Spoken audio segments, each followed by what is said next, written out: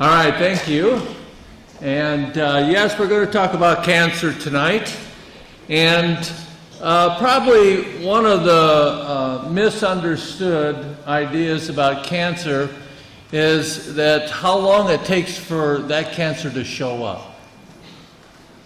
It takes approximately 10 years for it to be large enough to be detected, about 1 centimeter, and maybe up to another 10 years before it is large enough to kill you, 2 centimeters. It is a long disease. It's not something you walk down the street and then you think that you've just been infected with cancer. It's a long lifestyle development. And the other thing to take into mind that cancer comes from a stem cell. A stem cell, that origin cell. And from it produces many other cells that become tumors and so forth. And it's interesting, the body is very protective of stem cells. Okay? It doesn't allow chemicals and things to get to stem cells. So for one of the main treatments for cancer is chemotherapy. But chemotherapy cannot get to a stem cell. It can kill all the other cells, and of course many cells in your body at the same time, but it can't get to the origin of the cancer. And some studies have been very apparent that what eventually happens is that then it stimulates that stem cell to produce faster amounts of cancer. So we need to look for something else to help us in this program. We looked last night, what do we want?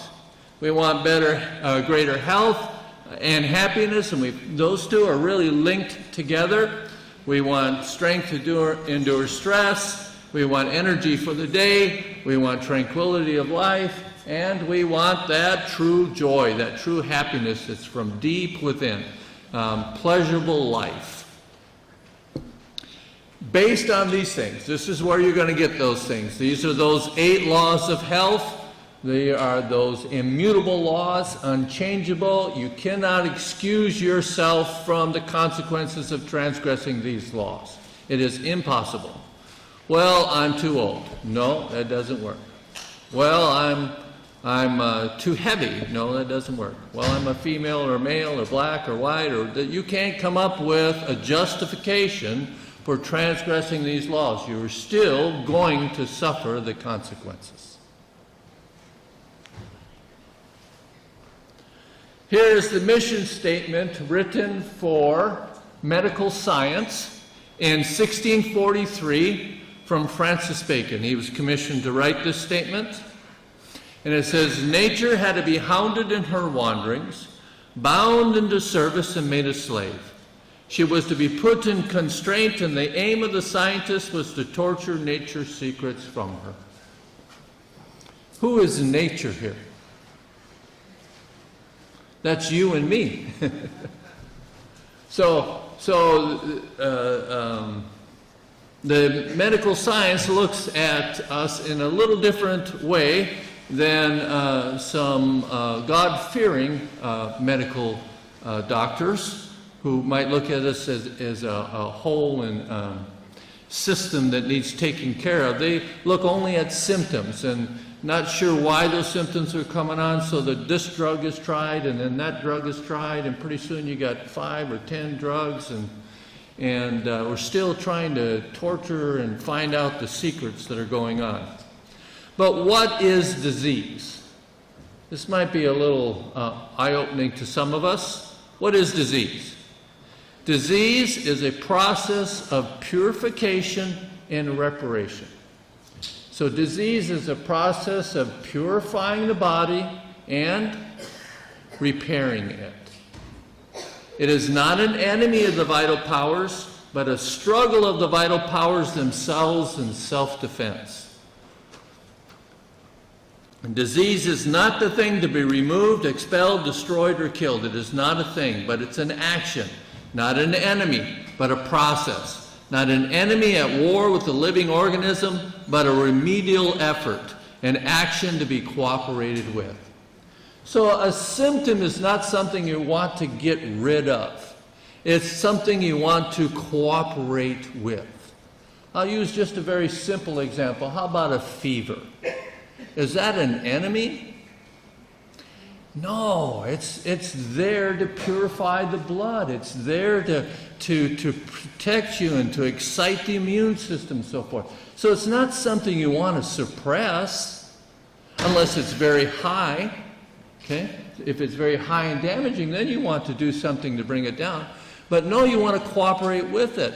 And if you have a low-grade fever, 100 or 101, you can go get in a tub of hot water, raise that temperature up to 102 or 103, and I'll guarantee you'll get up in the morning, you'll be well.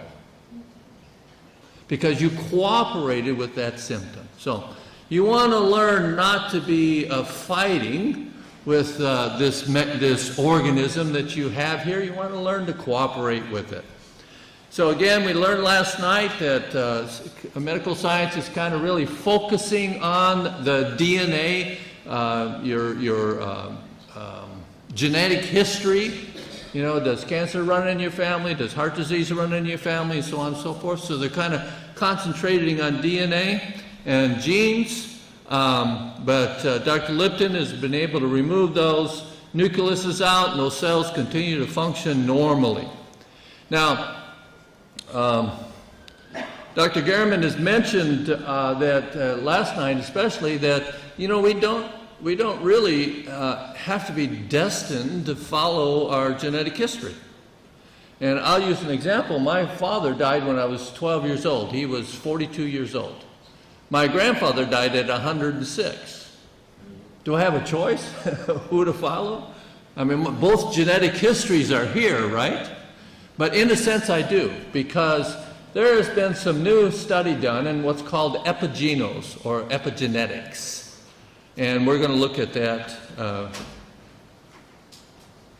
now. Identical twins Jake and Tom are now 17 months old. Jake is 3 inches taller than Tom and nearly 9 pounds heavier.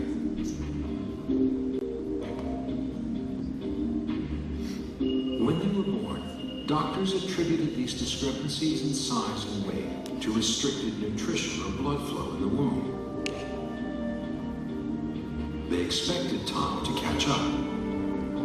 But after a year and a half, they're investigating whether Tom is suffering from a genetic condition called Russell-Silver syndrome, a growth disorder.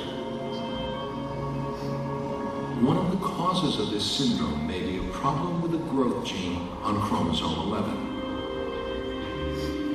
Scientists are puzzled. Tom and his brother don't have the same syndrome, but identical twins have identical genes. So, shouldn't they?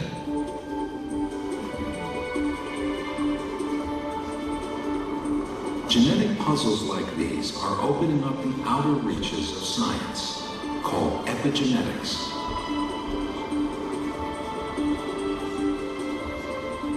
This growing field of biology may help explain the differences between twins like Tom and Jake.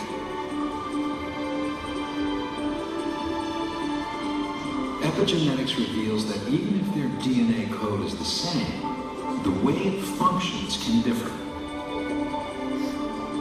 The human genome contains around 25,000 genes, each with its own specific function, like producing energy or directing cell division. Now, geneticists are investigating a previously unknown aspect of the genome called the epigenome. A series of chemicals that act like switches are capable of activating or deactivating individual genes. One of these switches works by a process called DNA methylation. Enzymes inside a cell attach a minuscule molecular compound, a methyl group, to a gene. This compound can deactivate or at times activate the gene, but the gene itself remains. The cell's DNA profile is unchanged. This could explain the difference between identical twins, Jake and Tom. Some unidentified environmental factor in early cell development caused a methyl group to attach itself to a gene on one of Tom's chromosomes, a gene associated with growth. The growth gene is still there, but it's been switched off. By studying twins like Tom and Jake, geneticists are finally finding clues to some of the great mysteries of the human genome.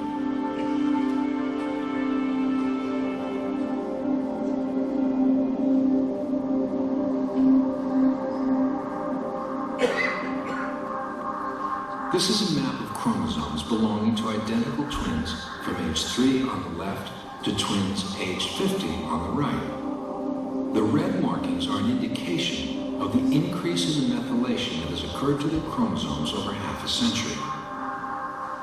Factors like smoking, diet, and chemical exposure can wreak havoc on genes and affect how they operate. And there are different environmental influences not only in our lifetime, but also in utero.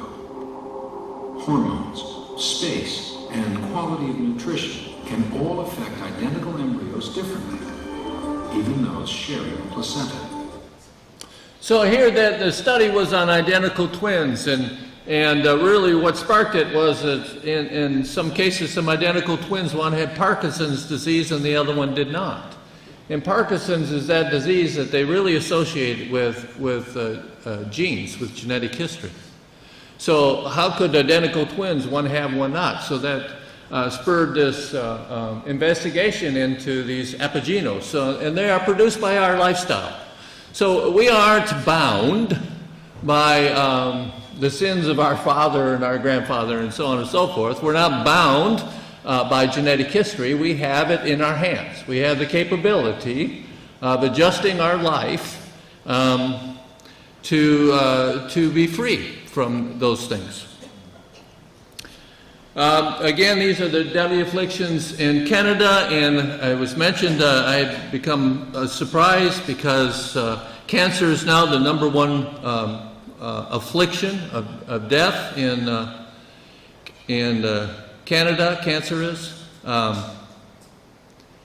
and it will be soon in other countries, developed countries. And the factors here that cause these deaths is the same pretty much worldwide. So air pollution, occupational, drug, alcohol, high cholesterol, high blood sugar, high blood pressure, obesity, smoking, and diet and exercise. So you see much of these is lifestyle. So we can get a hold of these things and change whether we are higher risk of death or not. Here is the deaths associated with cancer in Canada here. Lung and bronchial, which is the highest in every country of deaths in cancer. Colorectal, breast, pancreas, prostate, leukemia, lymphoma, bladder, brain and central nervous system, esophagus, and all other sites. So we have, as of 2018, 80,800 deaths in Canada for cancer. 1 in 2 probability, 50-50 chance.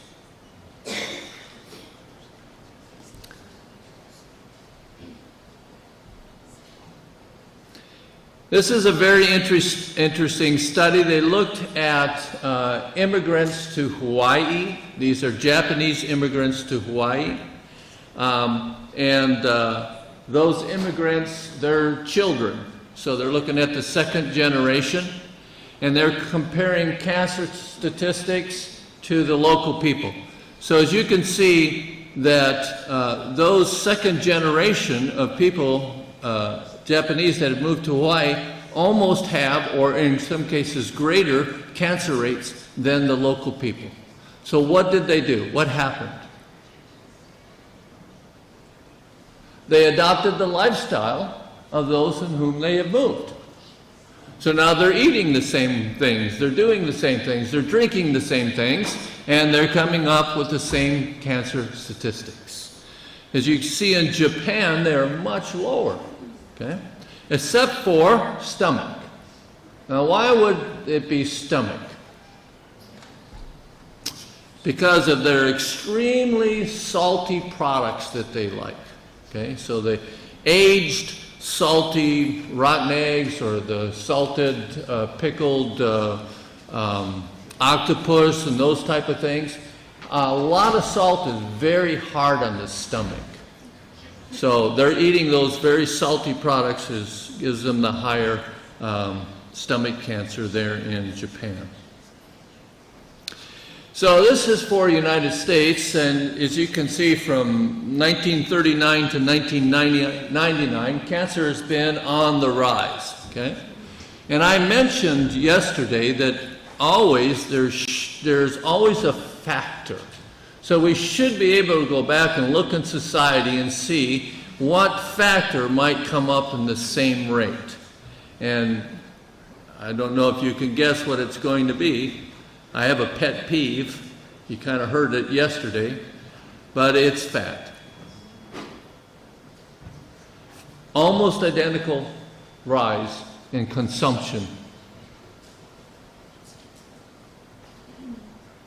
Where are we getting the fat? Of course, most are fried foods. Most of the foods from your fast food and so forth. And then all of your processed foods, a lot of fat in it.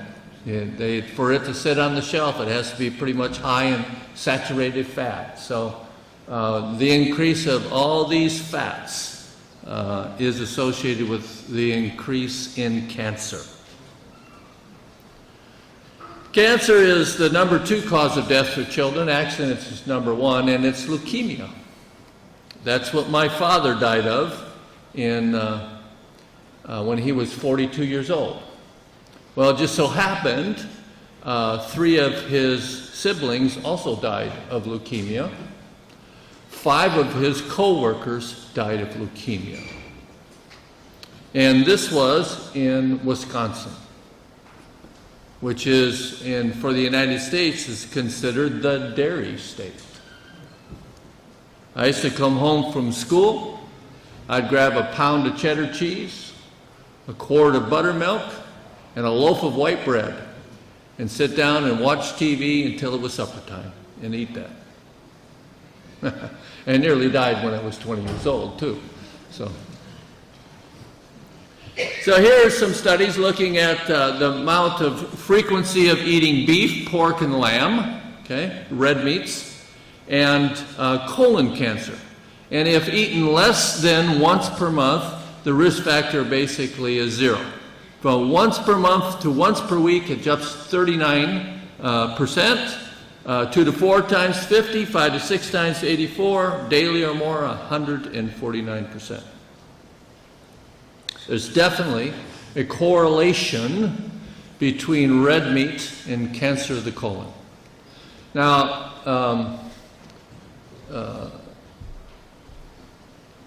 Dr. Gurman has mentioned a lot about the colon. And it's interesting, the colon is not a part of the digestive system. It's a part of the elimination. It's not a digestive organ. The alimentary canal, which is the digestive system, is the mouth, the buccal cavity, the stomach, and the small intestinal tract. You're not supposed to have undigested food going into the large intestinal tract. If you do, it's going to cause problems. And what will really cause colon problems is undigested protein. In the large intestinal tract, you're going to get the bowel irritations now. You can get irritable bowel syndrome and so on and so forth. And the worst kind of protein that can go in there is animal protein. So now this is where this is showing up, these red meats, because meat is very difficult for us to digest. It's rare that we can get all the protein out of it. It's going to pass into our large intestinal tract. And we're going to start with the bowel problems, the irritable bowel syndrome, and so forth, and eventually it's going to end up in cancer. Now, cancer viruses are highest in dairy farmers and poultry farmers. This is again from the United States. And they did some studies, and they looked at milk in 1975, and 7 in 10 cartons had cancer viruses. More than 30 human diseases associated between milk and humanity. They also tested eggs. 7 in 10 eggs had cancer viruses, and by 1985, 100% had cancer viruses. So if you're ingesting a lot of cancer viruses, statistically, eventually it's going to overcome. Our immune system is not going to be able to defend ourselves from all of this intake. Breast cancer in correlation with meat and dairy servings per week. Okay? So frequency and rate, less than once per week, your basic risk factor is the same: meat, eggs, and cheese. But if you do that 2 to 4 times a week, it almost triples, 2.5, almost doubles with eggs. And cheese is always the most. It more than triples your risk factor for breast cancer. Daily, it jumps 4 times. So cheese is a very poor product to consume, very, very hard to digest. And dairy is associated with cancer, breast cancer. Now, very recently, and we're going to see in a little bit that there's something called the BLV, or bovine leukemia virus, and in the United States it's quite high. It's like 79%. Okay? But it's also high in Canada. And Canada has a much cleaner dairy production. I believe it's because it's much smaller, but a lot of more control of it. But still, about 39% of the cattle have BLV, bovine leukemia virus. Okay, and just recently they found the BLV virus in breast cancer in humans. So now we're getting a link between why the dairy and breast cancer association. Now, this is for the United States. Again, this is an article, and it can be applied to us, some of it, or to you here in Canada, but some of it not, because Canada doesn't allow Monsanto's IGF-1 or RBG1 growth hormone to use in the dairy industry, but it's used prominently throughout the dairy industry in the United States. But if if you are having any type of prostate problem, there is an association between the IGF-1 hormone found in dairy cattle and prostate problems. Higher incidence of this in men. So a report in January 23rd, 1998, article in Science in Men with high blood levels of naturally occurring hormone insulin-like growth factor, IGF-1. And this hormone is really unique in that it's in cattle and in human, it's almost identical. Okay, so it affects humans tremendously. And this hormone is what takes a calf. How much does a calf weigh when it's born? 80 pounds? Yeah? Any farmers here? Let's say 80 pounds. Well, in 2 years, it's going to be 250, 300 pounds. Okay, so that's what that IGF is for. That's that growth stimulant to get that cow to grow in that. And when we ingest it, which is we are a long-term growth animal, okay, we take 20 years to grow to our what we call our mature weight, and we're artificially stimulating us to be calves. So in men that are 4 times more likely to develop full-blown prostate cancer than men with lower levels. So basically, the use of alcohol and some other products, and especially dairy, for men is prostate problem. In 1998, a report appears unaware of the fact that the entire U.S. population is now exposed to high levels of IGF-1 in dairy. Food and Drug Administration approved the sale of unlabeled milk from cows injected with Monsanto's genetically engineered bovine growth hormone, most critically the RBGH. Milk is supercharged with high levels of abnormally potent IGF-1, up to 10 times the level, and in natural milk, and over 10 times more potent. We have no defense against that. So yeah, they don't allow that in the milk in Canada, but they do allow the importation of milk from the United States. I think it's 3.5%, I believe, if I remember correctly, into Canada, and I don't believe there's any regulation on it mixing with whatever they're going to mix it with that's going to be on the shelf. So if you're going to buy milk, which I don't suggest you do, but if you're going to, make sure it says entirely from Canada. Okay. Food, and finally, the biggest people. America has now become the fattest nation in the world. Congratulations. Nearly 100 million Americans are today either overweight or obese. That's more than 60% of all U.S. adults. Since 1980, the total number of overweight and obese Americans has doubled, with twice as many overweight children and 3 times as many overweight adolescents. The fattest state in America? Mississippi, where 1 in 4 people are obese. Obesity is now second only to smoking as a major cause of preventable death in America, with more than 400,000 deaths per year associated with related illnesses. So obesity. This is really a new phenomenon. I have a picture from the 1950s that shows a movie theater. And in that movie theater, everybody's wearing glasses because it was the first 3D movie that came out. It's kind of interesting. But what's interesting also in there, there's no food served, okay, in this entire theater, and every person in there is thin. Every person in that picture is thin. The obesity and the problem with obesity is really new. This is something that's really becoming a plague upon humanity.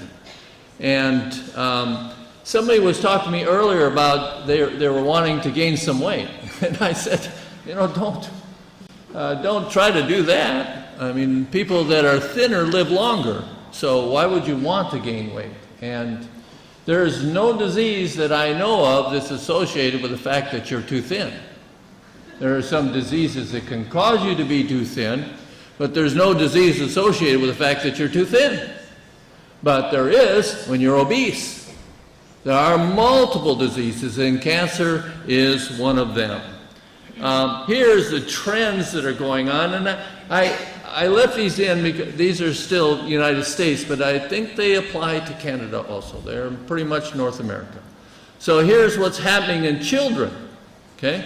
The trends, the first group, the blue is from 1971 to 74, the red is from 76 to 80, the green is from 88 to 84, and the gold is from 99 to 2000, and those are the years, 2 to 5 years, 6 to 11 years, 12 to 19 years. What's happening to our children?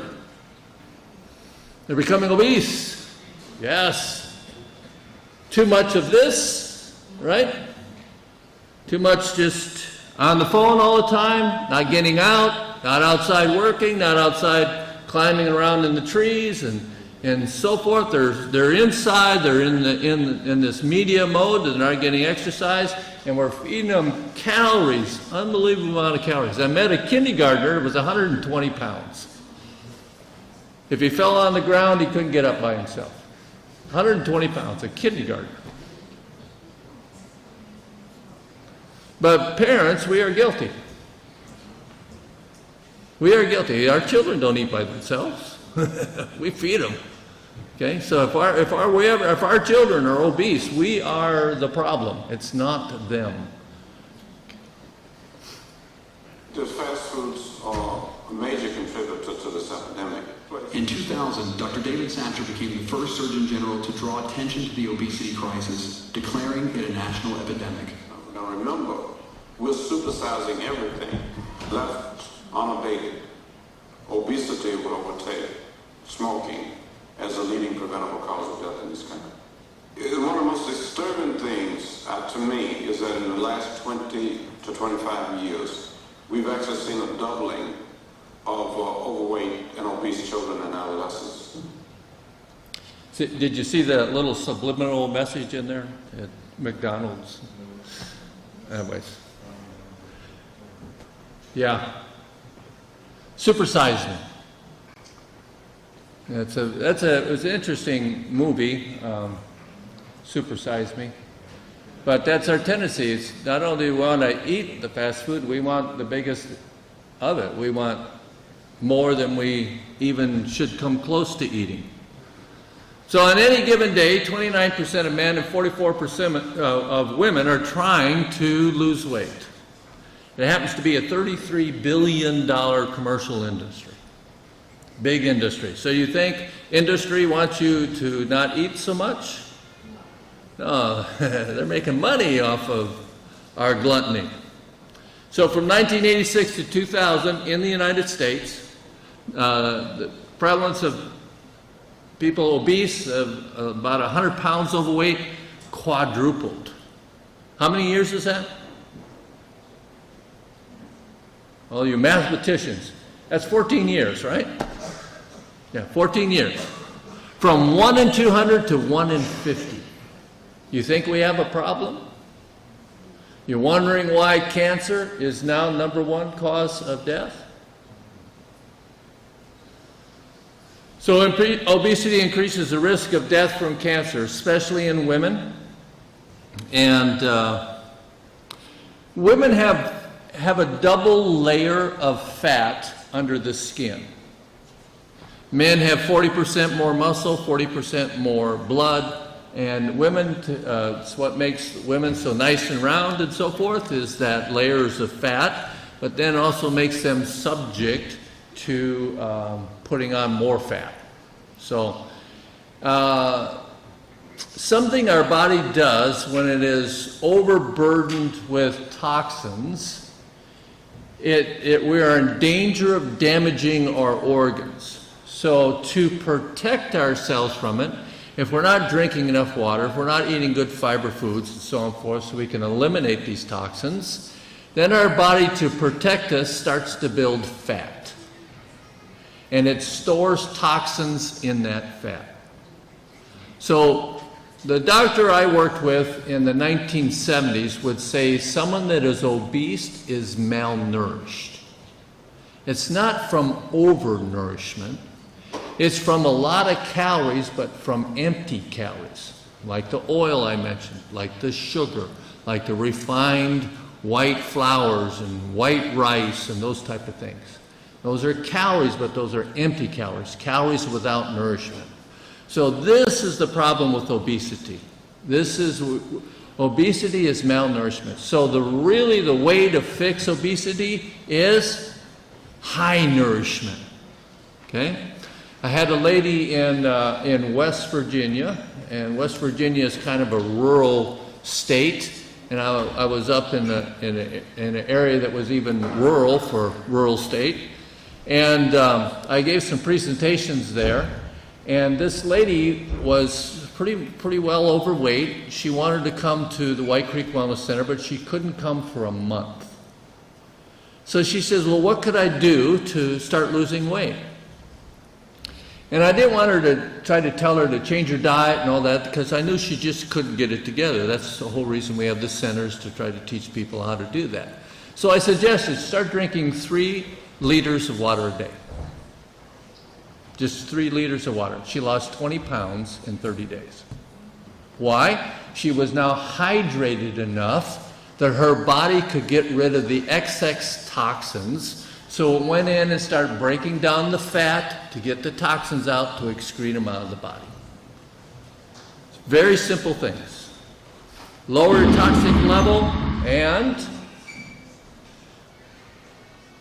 improve your nutrition. Now, in the 90s, something went on in Europe, and that was mad cow disease showed up.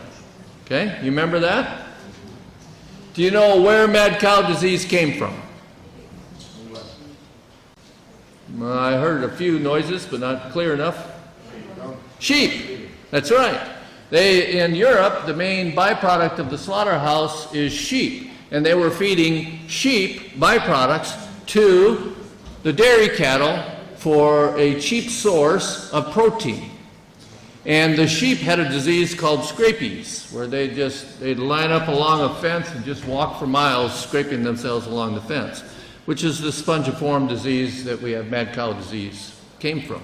So feeding those cattle, which are vegetarians, meat, they made them subject to mad cow disease. So very interestingly, in the United States, I think this was U.S. News and World Report, decided to do an investigation to see what they were feeding the cattle in the United States.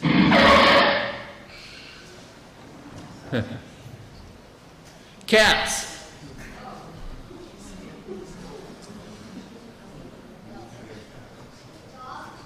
Dogs.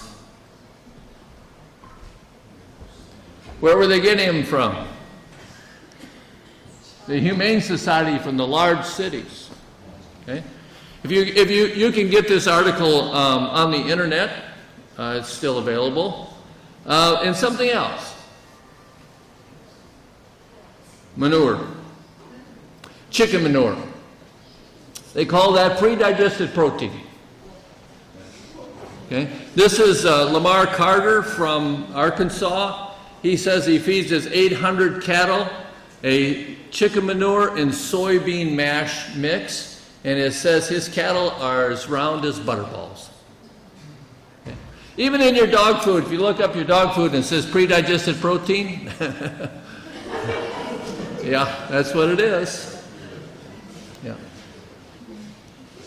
So, unless you're raising that cow yourself and knowing what you're feeding it, of course, this is for big feedlots. They're always looking for cheaper things. So they're, in the article, they're feeding them worms, they're feeding them newspaper, they're feeding them all kinds of things. So meat is bad enough for you. I wouldn't suggest you eat it because you're really supposed to be a vegetarian. But then if you feed them these are high toxic levels. I mean, you're getting something that's toxic anyways that's impact with an enormous amount of toxicity. Again, here's the bovine leukemia virus, and present is 70% of the U.S. dairy cattle, 39% of the cattle in Canada. And these bovine leukemia virus, they get lymphosarcoma, which is a cancer of the lymph system, and they excrete into their milk a certain amount of pus. Okay? In the United States, we have quite a high level. You can have an enormous amount of pus in your milk and still be good. And this is Dr. McDougall. He says milk has something for everybody. And there's one thing dairy products have more than any other food I can think of, and that's contamination. This is interesting because in the United States, the Dairy Association used to have a slogan, which was, everybody needs milk. Okay? And they were sued by the United States government for false advertising.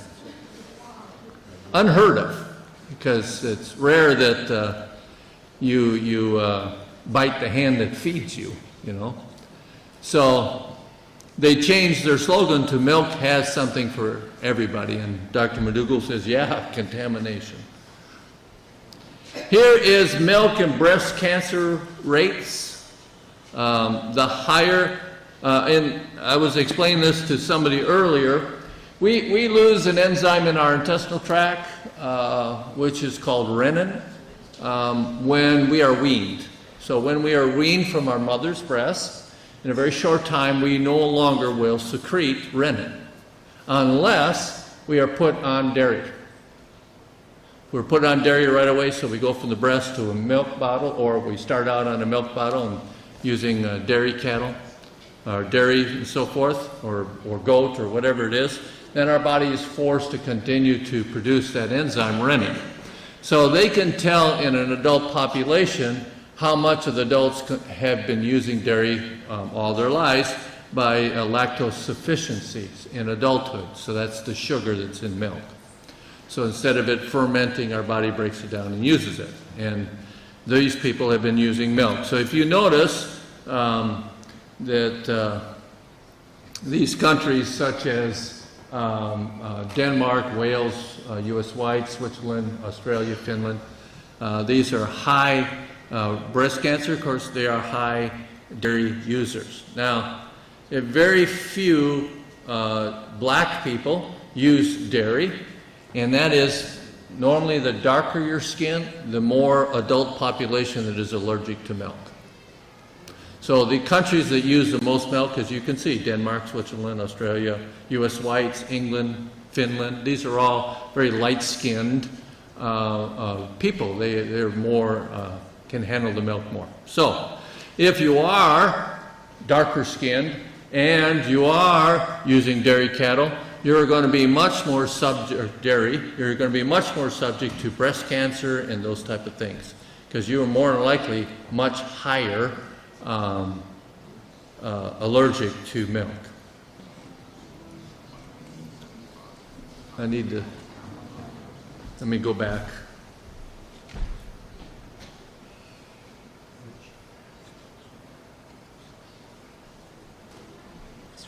Okay? By 1975, You can leave Dr. it like Campbell that. was at Cornell University, investigating what he discovered in the Philippines. Our work, from the beginning, was designed, in a sense, to do two main things. One, I wanted to replicate, if possible, the Indian work, because it was so provocative. Secondly, if this is really true, I wanted to study how it work. Just like the Indian researchers, Campbell fed half the rats in his study a diet of 20% casein, the main protein in dairy products. The other half was fed only 5% casein. Over the 12 weeks of the study, the rats eating the higher protein diet had a greatly enhanced level of early liver cancer tumor growth. On the other hand, all of the rats eating only 5% protein had no evidence of cancer whatsoever. But Dr. Campbell decided to take these findings a step further.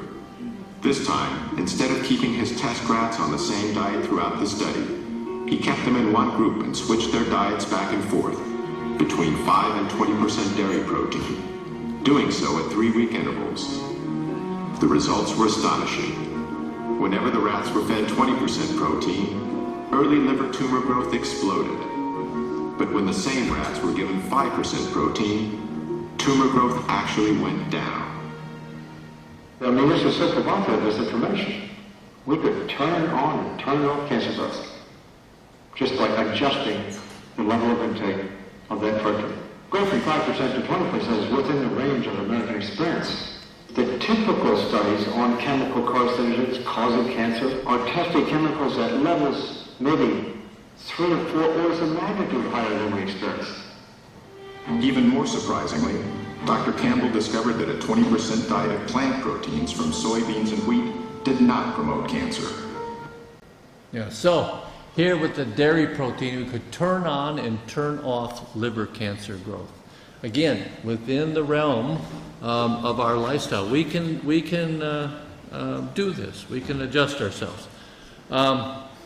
People are concerned of where you're going to get your calcium if you're not drinking milk. And here's a slide looking at different calcium levels per cup. And some maybe you're not familiar with, the two lamb's quarters and the two highest lamb's quarters in carob flour. Carobs that you can go to health food stores, some other places to get some carob. It's very, very nourishing, very high mineral. It's a natural chocolate. It's not chocolate.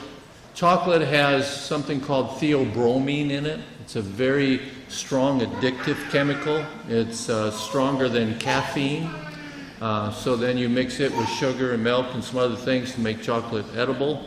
And you have a very addictive product. Carob is very nourishing to you, and it is quite similar in taste. Lamb's quarters, anybody familiar with lamb's quarters? All right, I was just out walking in the garden of the individuals I'm staying with and looking at all their lamb's quarters. Then this afternoon I spoke at a church here in Toronto.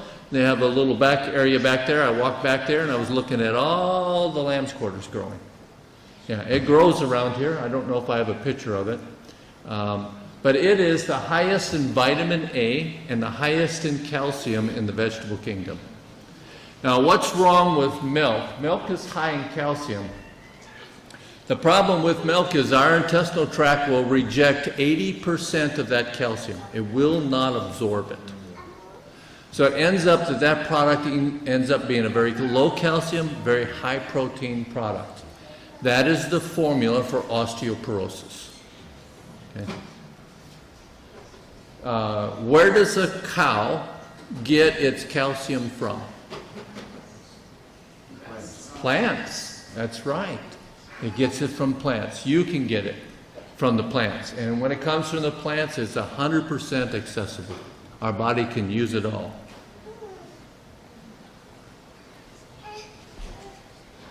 So, my friend here says eat broccoli. So osteoporosis is a disease caused by various factors, one of the most important one being excess protein intake. In virtually every study conducted, the evidence has been conclusive. The higher the protein intake, the more calcium lost.